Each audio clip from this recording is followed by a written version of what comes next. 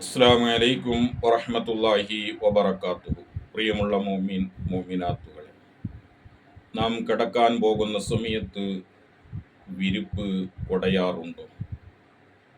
ആയിഷ റളിയല്ലാഹു അൻഹയിൽ നിന്ന് നിവേദനം, ഹബീബായ റസൂലുള്ളാഹി സ്വല്ലല്ലാഹു അലൈഹി വസല്ലമ തങ്ങൾ പറഞ്ഞു, നിങ്ങളിൽ ഒരാൾ നിങ്ങൾ കിടക്കുന്ന സ്ഥലത്തിലേക്ക് അഥവാ വിരിപ്പിലേക്ക് എത്തിയാൽ വസ്ത്രത്തിൻ്റെ ഒരു തല പിടിച്ചുകൊണ്ട് അത് 3 പ്രാവശ്യം കൊടയണം എന്ന് ഹബീബായ റസൂലുള്ളാഹി സ്വല്ലല്ലാഹു അലൈഹി വസല്ലമ തങ്ങൾ പറയുകയുണ്ടായി.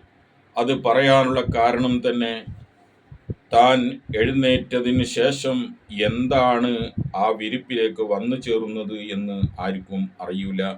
അതുകൊണ്ട് വിരിപ്പിൻ്റെ ഒരറ്റം പിടിച്ചുകൊണ്ട് 3 തവണ അതിനെ 3 പ്രാവശ്യം കൊടയണം എന്ന് ഹബീബായ റസൂലുള്ളാഹി സ്വല്ലല്ലാഹു അലൈഹി വസല്ലമ തങ്ങൾ പറഞ്ഞത് നാം ജീവിതത്തിൽ പകർത്തുക.